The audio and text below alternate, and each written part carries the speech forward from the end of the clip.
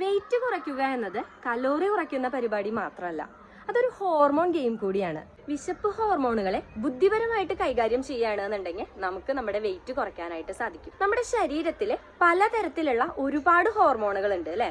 അതിലെ വിശപ്പിനെയും കൊഴുപ്പിനെയും നിയന്ത്രിക്കുന്ന 4 പ്രധാനപ്പെട്ട ഹോർമോണുകളാണുള്ളത്.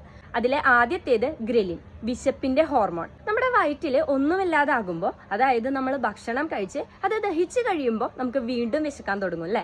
ആ സമയത്ത് നമ്മുടെ തലച്ചോറിന് വിശപ്പിന്റെ സിഗ്നൽ നൽകി നമ്മെ ഭക്ഷണം കഴിക്കാൻ പ്രേരിപ്പിക്കുന്നതാണ് ഗ്രെലിൻ. രണ്ടാമത്തേത് ലെപ്റ്റിൻ, തൃപ്തിയുടെ ഹോർമോൺ. ഇത് കൊഴുപ്പ് കോശങ്ങളിലാണ് നിർമ്മിക്കപ്പെടുന്നത്.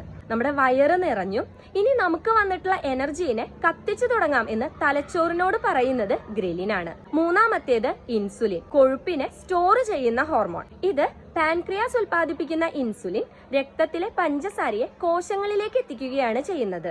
ഇൻസുലിന്റെ അളവ് രക്തത്തിൽ കൂടുതലാണെന്നുണ്ടെങ്കിൽ അത് ശരീരത്തിൽ നിന്ന് പോവില്ല, പകരം നമ്മുടെ ശരീരത്തിൽ തന്നെ സ്റ്റോർ ചെയ്തു വെക്കും. അതുകൊണ്ട് ഇടയ്ക്കിടയ്ക്ക് കഴിക്കുന്ന ലഘുവായിട്ടുള്ള ഭക്ഷണങ്ങൾ ഒഴിവാക്കുന്നത് നല്ലതാണ്.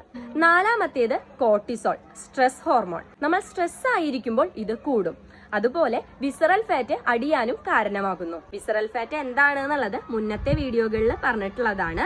ഇനി ഇതിനുള്ള പരിഹാരം നല്ല ഉറക്കവും ചെറിയ രീതിയിലുള്ള എക്സസൈസും കോർട്ടിസോൾ ലെവൽ കുറയ്ക്കാൻ സഹായിക്കും.